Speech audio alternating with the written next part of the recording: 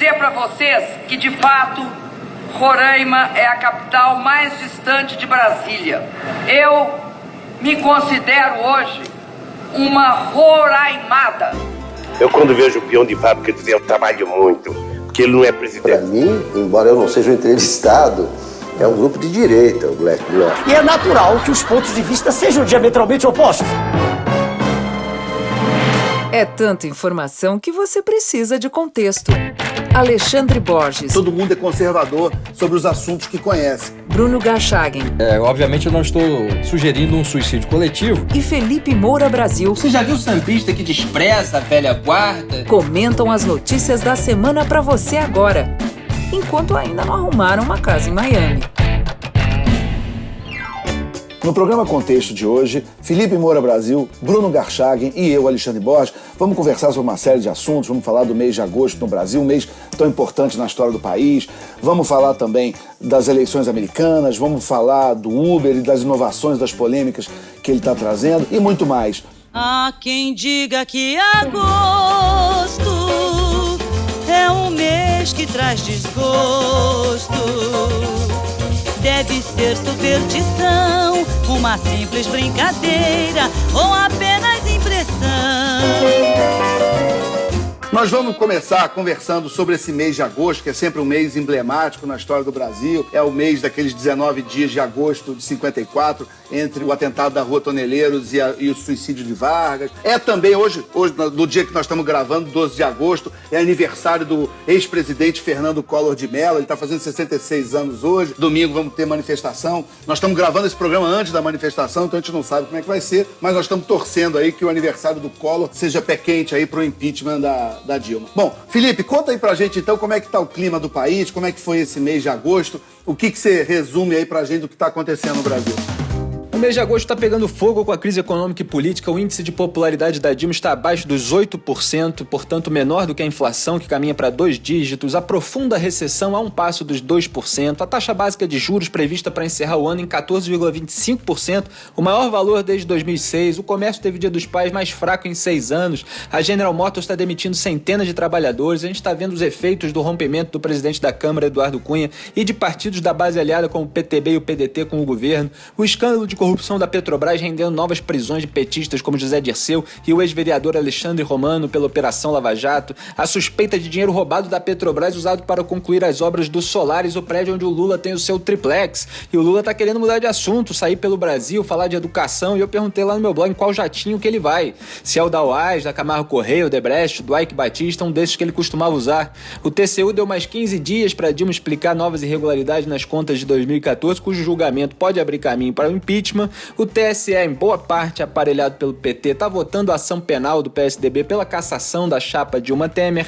O panelaço nacional durante o programa do PT na televisão foi fantástico. Temos os protestos do dia 16 de agosto pelas ruas de todo o país, com os manifestantes indo de graça, ao contrário do que aconteceu lá na 5ª Marcha das Margaridas, um ato pró-Dilma que recebeu 855 mil reais de dinheiro das estatais, da Caixa, BNDES e Itaipu. Quer dizer, enquanto o PT instrumentaliza as estatais para se defender, o senhor Aécio Neves e sua tucanada ficaram cheios de mimimi para se juntar à população no domingo. Enfim, não faltam motivos para o povo continuar pressionando, porque o governo só acaba quando cair, e a gente não pode repetir o que aconteceu depois da CPI dos Correios 10 anos atrás, quando o Duda Mendonça contou que recebeu dinheiro do PT no exterior, deu uma choradinha e ficou tudo por isso mesmo.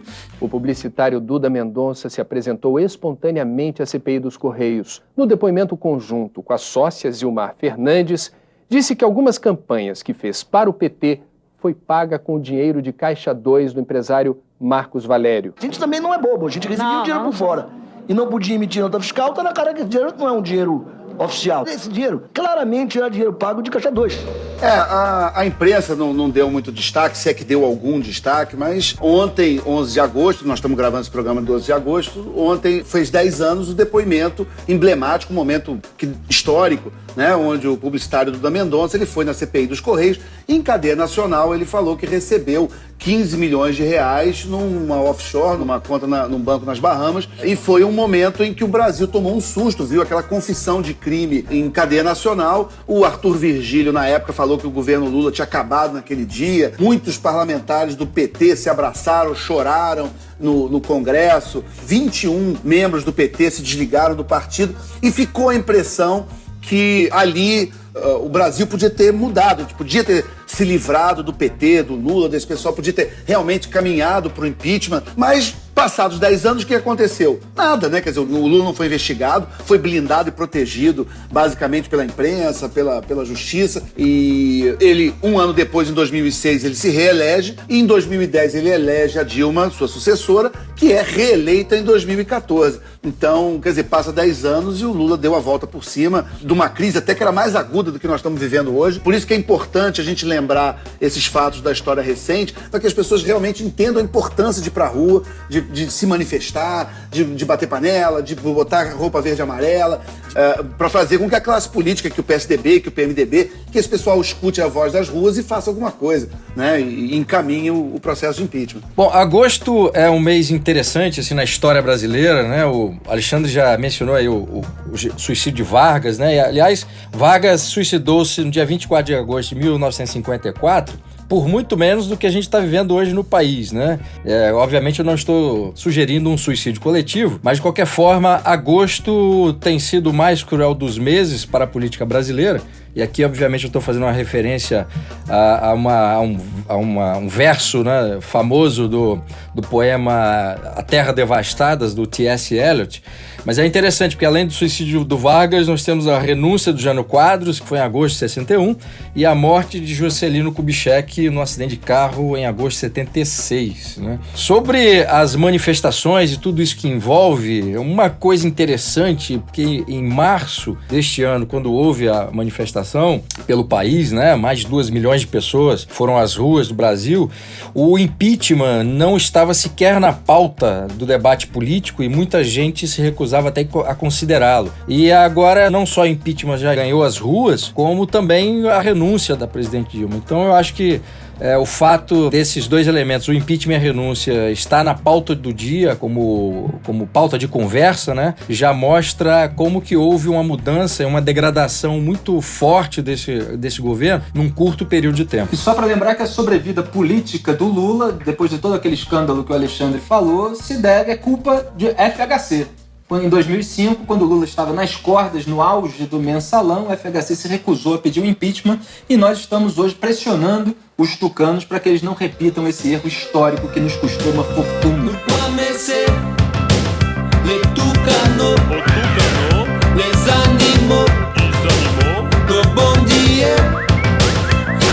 Bom, o serviço Uber continua na pauta do dia, menos pelo grande valor do produto e mais pela absurda regularidade das agressões de taxistas contra motoristas da empresa.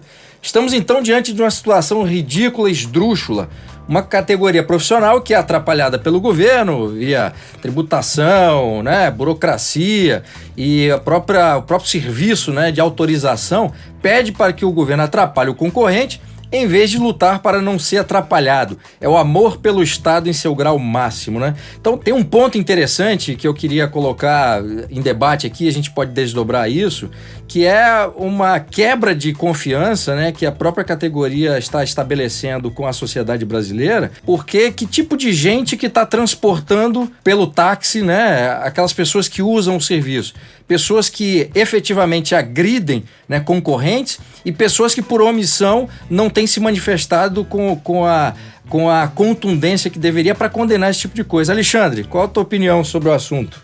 O Uber, evidentemente, é um avanço tecnológico, é mais uma opção para o consumidor está respondendo, é uma empresa que hoje vale alguns bilhões no mundo, né? Outro dia até eu vi um sujeito de uma dessas aplicativos de táxi falando que o Uber não é inovador. Eu falei, bom, interessante, para um cara que tem uma empresa que vale 4.000 vezes menos, dizendo que a empresa do outro que não é inovadora, eu achei curioso. Mas, de qualquer jeito, a gente vê um movimento onde, claramente, o Uber está desafiando o táxi, o Netflix está desafiando a TV paga, o Airbnb está desafiando o mercado de hotéis e de aluguel de quartos. Você vê o WhatsApp agora, acabou de receber uma uma paulada aí do presidente da Vivo, falou mal, enfim. Quer dizer, você vê que tem um movimento aí, a tecnologia tá desafiando alguns mercados antigos e muito espertamente a esquerda está olhando isso. E aí você, no caso do Uber, aqui no Brasil, a gente já viu artigos de esquerdistas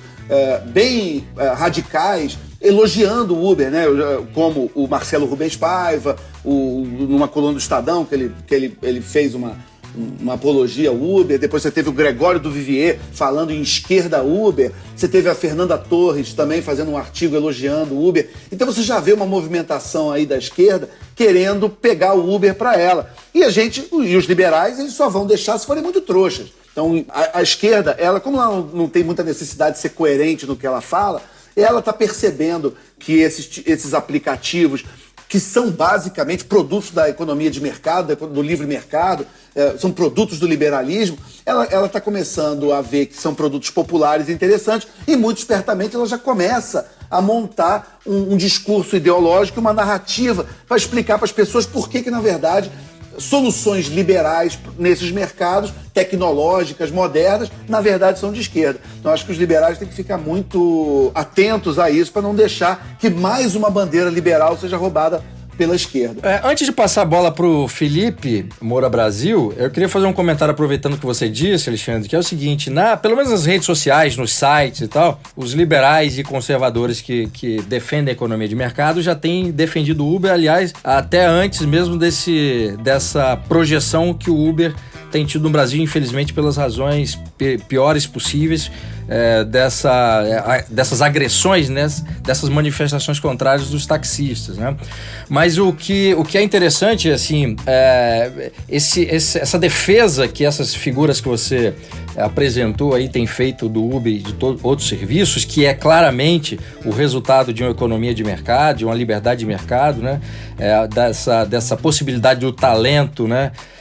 Prosperar e ter grandes ideias, para mim parece um exemplo muito claro da paralaxe cognitiva que o Olavo sempre menciona, né? Ao mesmo tempo que eles são contra o capitalismo, etc., defendem aquilo que é o resultado claro desse capitalismo. Mas, Felipe, você tinha alguma coisa aí a acrescentar a respeito do assunto? Eu só vejo que os taxistas estão agredindo o pessoal do Uber, né? Isso me preocupa muito. Eu acho que os taxistas deveriam estar ao lado do Uber contra o Estado. Não é isso, Alexandre? É isso aí. Nós estamos vendo aí na vida real o que o Bruno fala e explica no livro dele. Quer dizer, você tem brasileiros que têm a vida diretamente atrapalhada pelo Estado, mas estão querendo brigar com o concorrente e não com o Estado, que é quem atrapalha a vida deles. Aliás, complementando, não tem a ver com o Uber diretamente, mas com esse amor pelo Estado, uma imagem da semana emblemática, que foi uma foto publicada de manifestantes em São Bernardo do Campo, salvo engano, pedindo que a Dilma proíba as demissões na GM, né? Quer dizer, pedindo para o governo que causou o caos econômico para que proíbam a empresa privada de demitir as pessoas. É realmente uma situação estranha, para usar um eufemismo.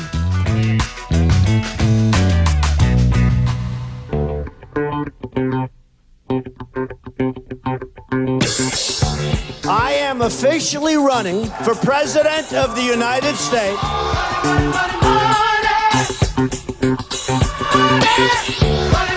Um assunto que é muito quente aí desses últimos dias é as primárias republicanas e a eleição americana, né? Que começa, os Estados Unidos elege seu próximo presidente, o sucessor do Barack Obama, no que vem, em novembro, e a gente já vê que a eleição tá na pauta, né? Então nós tivemos aí dois debates na quinta-feira passada da Fox News, um de tarde, onde claramente a Carly Fiorina deu um banho, é unanimidade, não tem ninguém que discuta como a Carly Fiorina realmente botou o debate no bolso, e foi muito bem. E você teve o debate com os 10 postulantes da noite, onde o assunto foi, evidentemente, o Donald Trump, que vamos dizer, um fator aí que está ganhando as manchetes e é o mais comentado. Ô Felipe, você também que é um uma pessoa que acompanha muito a política americana. Conta aí, qual foram as tuas impressões aí sobre esse primeiro debate? Eu estou vendo que tem pessoas que amam Donald Trump, tem pessoas que odeiam Donald Trump, tem pessoas que se divertem horrores com Donald Trump, como eu falei aqui no primeiro programa. Eu me divirto horrores, eu faço parte desse grupo. E eu acho que o Trump traz uma alegria, um interesse para o debate tremendo. E eu me divirto com as tiradas dele, eu me divirto com o enfrentamento que ele faz do politicamente correto. E eu prefiro gente com testosterona político, capaz de enfrentar, de atacar, de não pedir desculpa por desmascarar as pessoas, do que um sujeito técnico demais, mas que é meio frouxo. A gente está cansado dos tucanos aqui, assim como os americanos estão cansados dos republicanos e dos Rhinos, como eles chamam, né? Os Republicans in name only, que são só republicanos no nome. E é por isso que o Donald Trump está fazendo um baita sucesso. Mas é uma figura controversa, uma figura muito fácil de ser caricaturizada pelos adversários, mas está se mantendo firme, não está se desculpando. A própria mídia esquerdista já está mudando a sua maneira de tratá-lo. No início chamava ele de palhaço, etc. Agora está começando a levar mais a sério, vendo que ele perdurou. Você está acompanhando essa história, Bruno? Eu tentei ver os debates e eu confesso que eu dormi a maior parte do tempo. Tem sido uma coisa desinteressante. Eu não vejo nenhum candidato que até agora tenha chamado a atenção. Às vezes eu acordava com alguma maluquice do Donald Trump, e se for para escolher assim um cabelo extraordinário, mas alguém que tenha testosterona e algo a dizer, eu prefiro Boris Johnson. Então, Boris Johnson para presidente dos Estados Unidos e para primeiro-ministro da Inglaterra. Well, you know, I hope I'm going to really see great successes from you, Sam, but no longer with us. You're fired. I have no choice. You're fired. Eu acho que o fenômeno do Donald Trump, que agora é muito cedo para a gente fazer qualquer previsão, mas eu acho que pode ser um fenômeno que não dure tanto, pela capacidade que ele tem de criar problemas para ele mesmo, de dar frase, explicar depois, aí fala uma coisa, diz que não é bem interpretado. Mas o Trump, ele fala um assunto que hoje é muito popular nos Estados Unidos, apesar de não ser popular com a imprensa, é popular com o povo americano, que é a questão da imigração. E ele está falando de uma maneira muito destemida, muito corajosa sobre a questão da imigração. Acho que isso bota ele mais em evidência. Mas tem um outro ponto também, que é um fenômeno até que a gente vê parecido aqui no Brasil.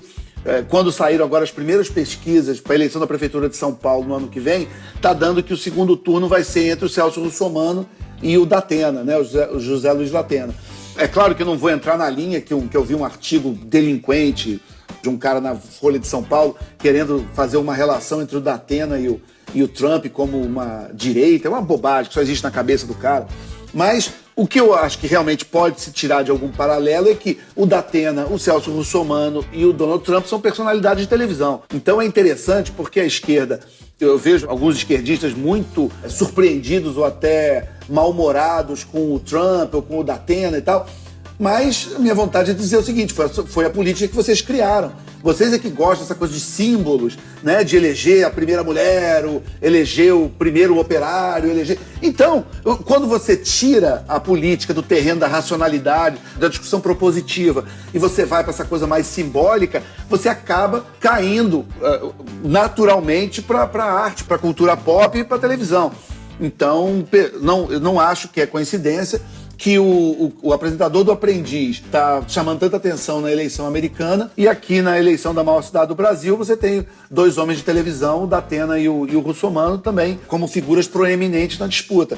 Então, eu acho que os nossos amigos da esquerda, antes deles reclamarem da política, tá trazendo pessoas da cultura pop, eles tinham que refletir se valeu a pena, então, tantos anos e tantas décadas de investimento em mitos, em culto de personalidade, em símbolos, porque, de repente, o resultado acaba nisso. Acho que tem essa questão da sociedade do espetáculo, que o Donald Trump se beneficia dela, porque é uma figura muito carismática, muito cativante, mesmo que você não goste dele, você acaba prestando atenção. Ele tem muita presença, tem muito carisma.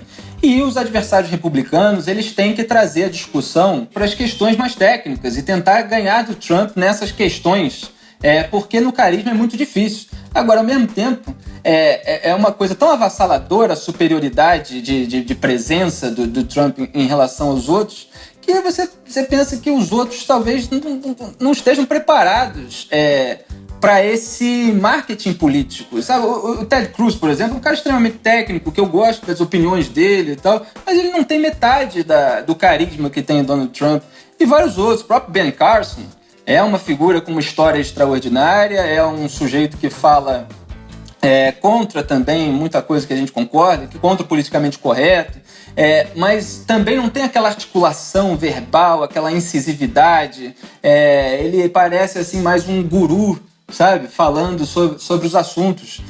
E isso é muito importante no debate político. A gente acabou não falando até do que era o meu preferido, que era o Scott Walker, que é um grande governador que fez um enfrentamento heróico dos sindicatos lá. E ele foi chamado por recall, ele ganhou 3 eleições seguidas lá no estado dele, no Wisconsin. Mas o Scott Walker, ele é uma pessoa que também precisa desenvolver um pouco de carisma, né? Ele parece vendedor de enciclopédia. Exato, ele não é uma figura muito interessante. Então realmente, um sujeito que é um político com todas as credenciais e com muita qualidade, como é o Scott Walker, que poderia dar um grande presidente dos Estados Unidos, mas você vê que ele, realmente, na hora que você abre a câmera pro grande público, ele tem dificuldades, que é uma coisa onde o Donald Trump está passeando e está nadando de braçada, e eu começo a mudar um pouco a virar casaco, a mudar um pouco de lado, e começo a torcer pela Carly Fiorina também, que a Carly Fiorina tem se saído maravilhosamente bem nas entrevistas, ela é muito inteligente, muito carismática, muito firme, então eu acho que... E a Carly Fiorina zera a história de votar na Hillary por ser a primeira mulher. Então, acho que a Carly Fiorina é uma candidata para a gente ficar de olho. Com certeza, e a Carly Fiorina, como ela ficou na segunda divisão do primeiro debate, ela resolveu adotar a estratégia de atacar diretamente o Trump. E ela chamou atenção para muita gente que não gosta do Trump. Ela foi mais eficaz nisso do que os outros candidatos da própria primeira divisão ali do primeiro debate. Ela acabou subindo nas pesquisas, ela ataca a Hillary muito bem também, mostra que a Hillary mentiu sobre os e-mails, mentiu sobre Benghazi, sobre Planned Parenthood, falou bobagem também, mesmo assim é a líder lá do Partido Democrata. Ela é muito boa, realmente temos que ficar de olho nela. Agora, eu não sei quanto tempo vai durar esse sucesso quando ela subir para a primeira divisão e atacar diretamente o Trump. Eu não sei como é que o público, o eleitorado vai reagir. Fala, Bruno. Pois é, eu acho que o nível geral, ou o nível médio desses candidatos, pelo menos o que eles apresentaram, né, no debate, eu lamento porque tem sido muito, muito ruim, assim. E eu me preocupa qual é o presente que está sendo construído, né, pro Partido Conservador, e de que forma que a própria população americana vai olhar esses candidatos, né? Porque há um esgotamento do governo do Obama, obviamente, né, por 2 mandatos, e tem a força, o peso, né, de toda a máquina que foi sendo construída em torno do nome da Hillary, né? Então, se os próprios candidatos não darem um jeito nos próximos debates se mostrarem como uma opção, né, real e confiável, toda a discussão vai se dar em torno daquilo que o Trump falou de bobagem ou não, de que forma que os outros candidatos reagiram àquilo que o Trump disse. E eu acho que é muito pobre para aquilo que o Partido Republicano pode oferecer em termos de defesa de certas políticas para a sociedade americana. Agora, só para deixar claro uma coisa, mesmo sendo pobre, mesmo tendo essa dificuldade técnica aí de superar o Trump, mesmo assim ainda é muito melhor do que o que a gente tem aqui, né? Porque lá você pelo menos tem um debate de republicanos em que eles estão querendo provar o quão conservadores eles são por plateia, e aqui você só tem gente de esquerda, né? Do centro, esquerda, para você escolher quando é candidata nas eleições presidenciais. Então a gente fica com uma inveja danada, mesmo quando o nível dos debatedores não parece ser tão bom quanto poderia ser. Ainda vamos ver como é que vai ficar daqui para frente.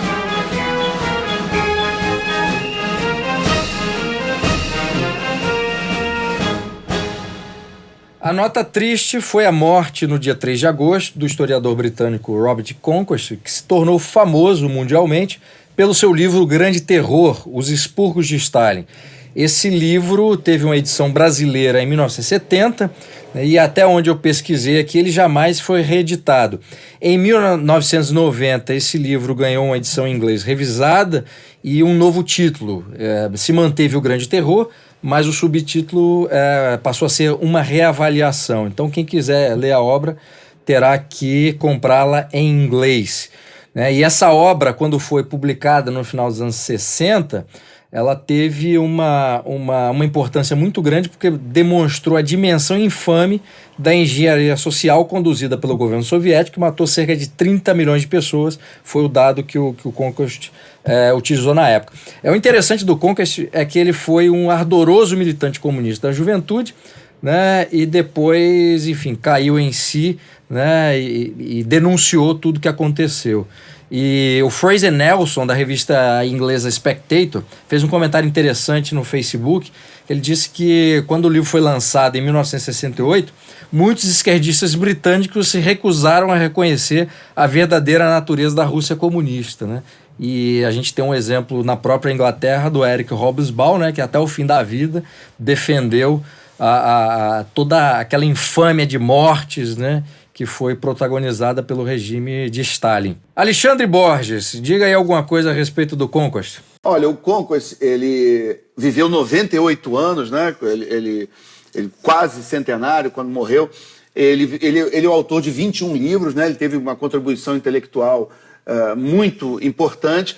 Ele, em 2005, ele recebeu a medalha presidencial da liberdade do presidente americano, do George W. Bush, na época, em 2005. Mas ele também é um grande frasista, ele tem frases muito boas. E uma que a gente gosta muito, os conservadores gostam, é quando aquela frase genial dele, que todo mundo é conservador sobre os assuntos que conhece, né? Eu acho uma das melhores frases já ditas sobre o assunto. Então, Felipe, você concorda com o Conquest, que todo mundo é conservador sobre os assuntos que conhece?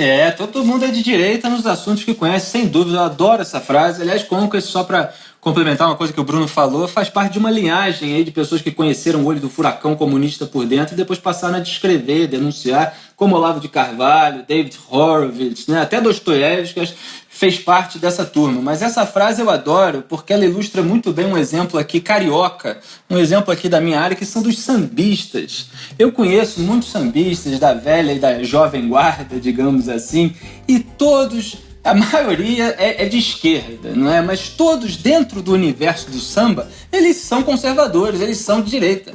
Você já viu sambista que despreza a velha guarda, desses sambistas de raiz aqui? Não, todos sabem muito bem que aquelas coisas admiráveis foram construídas com muito esforço, aqueles sambas mais antigos, bons, e que para entrar nesse universo eles precisam aprender aquilo para depois alterar, e ficam chateados com quem entra chegando querendo revolucionar tudo. Né, os amarelinhos, o pessoal de óculos que faz dancinha, coreografia, o pessoal do samba mesmo de raiz é altamente conservador, né, e quer preservar, quer conservar aquela tradição, como acontece com os conservadores de modo geral. Então é muito engraçado, porque eles idolatram Che Guevara, eles propõem um monte de coisas revolucionárias quando vão falar de política, mas dentro do samba eles sabem muito bem o que é a alta cultura do samba e a baixa cultura do samba, que é um conceito que até a Regina Casé falou mal outro dia disso, né? A nossa rainha do esquenta. Quer dizer, se você fala que a música clássica é alta cultura, a literatura, a religião, as grandes obras de arte são alta cultura e o samba é ali arte popular, eles ficam revoltadíssimos. Agora, dentro do samba, eles sabem distinguir as coisas muito bem. Então, essa frase do Conquest, ela serve para muitas coisas, inclusive o livro que o Bruno traduziu do Roger Scruton mostra a trajetória do pai citando essa frase, né, e diz que o pai ilustra perfeitamente essa lei também. Vale a pena lembrar e recomendar Como Ser um Conservador, de Roger Scruton, da editora Record. Ô Felipe, esse gancho que você faz entre o conservadorismo e o samba, eu achei sensacional, porque eu nunca tinha me tocado, mas agora você falando, eu acho muito interessante como, por exemplo, uma das músicas mais tradicionais do samba, que é Não Deixa o Samba Morrer, é uma música, então, nesse sentido, profundamente conservadora, né? Porque é a história do sambista que diz que quando ele não puder mais pisar na avenida, quando as pernas não puderem mais aguentar, ele quer entregar o anel dele para quem mereça usar, mas ele vai ficar lá espiando, né, no meio do povo, e antes de se despedir ele diz: não deixa o samba morrer, porque o morro foi feito de samba pra gente sambar. Quer dizer, a mensagem da música é: o sambista da velha guarda, ele quer ter certeza que a tradição vai passar para quem mereça, então é meritocrático, né? A letra fala isso, né? Que ele tem um anel de bamba, mas ele quer entregar aquele anel para quem mereça, e ele vai ficar lá no meio do povo espiando, para ter certeza de que o samba não vai morrer, porque alguém que mereceu está seguindo com a tradição. Então, interessante você falar isso, Felipe, que realmente não deixa o samba morrer.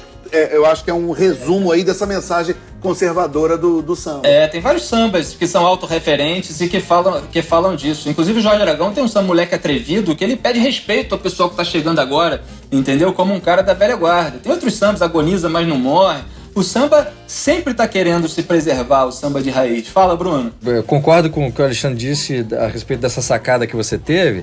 E o samba tem esse elemento pelas músicas que você citou, e eu estou tentando lembrar, estou lembrando efetivamente aqui de outras letras, né, de sambas famosos, quando há essa tentativa, né, de proteção daquilo que é familiar, que o Scruton trata de forma muito, muito evidente no livro Como Ser um Conservador, e o Michael Oakeshott, no ensaio famoso sobre ser um conservador, ele também destaca isso, essa relação, né, de familiaridade e de proteção e conservação que o conservador tem com aquilo que ele é próximo, né? Então eu acho que é um ponto interessante a ser considerado. E é bom deixar claro que isso não quer dizer uma rejeição total a um incremento, a uma inovação, mas quer dizer que é preciso ter prudência, né? E assimilar aquilo que a tradição traz, que é o que o conservadorismo prega, geralmente. Temos o livro do Russell Kirk e o título é sobre isso, né? A política da prudência. Tá legal, eu aceito o argumento, mas não me altere o samba tanto assim. Olha que a rapaziada está sentindo a falta de um cavaco, de um pandeiro, de um tamborim. Tá legal. Então, depois de tantos assuntos sérios, a gente chega à parte de dica cultural do nosso programa. Eu fui ao cinema recentemente assistir A Jogada de Mestre, um filme com Anthony Hopkins, que interpreta o Fred Heineken, um filme que narra a história real do sequestro do dono da Heineken. Um filme que eu gostei, achei um passatempo divertido, não é nada muito profundo, mas aqui nesse programa também temos pessoas que gostam de ir ao cinema se divertir. E o filme tem uma mensagem bonita de você valorizar aquilo que você tem. Também assisti em DVD o filme O Juiz, com Robert Duvall e Robert Downey Jr., um filme bonito também, muito bom, surpreendente, incrível que eu não o conhecesse. O Robert Downey Jr. é um advogado, de certa forma, arrogante, que volta após a morte da mãe para sua cidadezinha e tem que conviver com o pai com quem ele não se dava e reconstrói ali os laços familiares e tem que defender o pai num processo que ele está sendo acusado de atropelamento. O Juiz e Jogada de Mestre, minhas duas dicas de cinema. Alexandre, você vai dar uma dica de livro, diga aí. Olha, um livro interessante que eu li há pouco tempo, o título é curioso, 10 livros que estragaram o mundo e outros 5 que não ajudaram em nada. Foi lançado pela Vida Editorial e é de um americano chamado Benjamin Wiker. O Wiker, ele basicamente pega esses 15 livros e senta a paulada neles, acho que eles tiveram um impacto muito negativo no mundo. Ele passa por algumas obras, né? Maquiavel, Descartes, Marx, Engels, Lenin, Freud, Alfred Kinsey. É interessante, vale a pena, é uma leitura estimulante, polêmica, divertida, leve, é um livro rápido de ler e muito bacana. Então fica a dica aí de 10 livros que estragaram no mundo e outros 5 que não ajudaram em nada, do Benjamin Wiker, lançado pela Vida Editorial. Bom, aproveitando outro lançamento da Vida Editorial, o livro Mentiram para Mim sobre o Desarmamento, né, do nosso amigo Bené Barbosa, em coautoria com Flávio Quintela.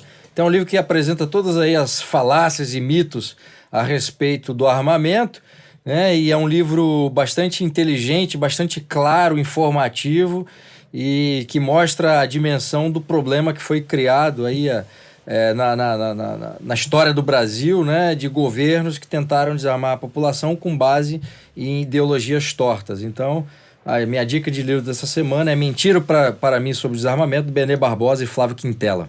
Grande Benê Barbosa, que, como eu escrevi no meu blog na Veja, foi condecorado com a medalha Pedro Ernesto pela Câmara dos Vereadores do Rio de Janeiro. Parabéns, Benê Barbosa. É uma proposta do Carlos Bolsonaro, merecidíssima, um grande herói nacional, não é isso, Alexandre? É isso aí, eu costumo chamar o Benê Barbosa de o exército de um homem só, né? Ele foi decisivo no resultado do referendo de 2005, é um debatedor muito articulado, muito inteligente, e é por isso que a gente gosta de chamar de um herói nacional. Então fica para o nosso amigo Benê Barbosa, fica um grande abraço aí do trio do Contexto, e esperamos aí, Benê, que você esteja com a gente aí num dos próximos programas, com uma entrevista que nós estamos sempre abertos, querendo conversar com você. Bom, então eu me junto aos parabéns aí ao nosso amigo Benê Barbosa, acho que foi uma homenagem justíssima.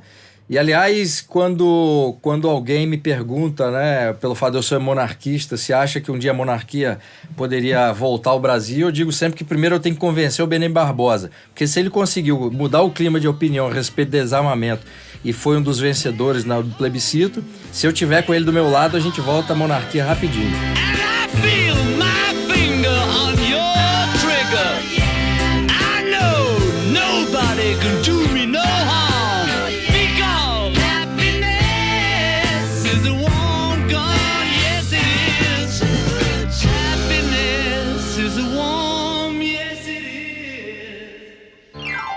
Então, obrigado a todos aí, obrigado Bruno, obrigado Felipe, e a gente espera vocês aí pro próximo Contexto. Quero dizer que essas dicas culturais também a gente vai botar lá na nossa página do Facebook, www.facebook.com/programa Contexto. Se vocês quiserem também seguir a gente pelo Twitter, nós estamos no @FalaContexto. E até semana que vem com o próximo programa com Bruno Garchagen, Felipe Moura Brasil, eu, Alexandre Borges, e nosso produtor musical, Felipe Trielli. Até a próxima! O nosso programa ainda não tem uma periodicidade definida, mas a gente espera que quando gravar o próximo, a Dilma Rousseff já não esteja mais no poder. Contexto é um programa patrocinado pela CIA e por organismos internacionais que querem comprar a Amazônia e vender a Petrobras a preço de banana.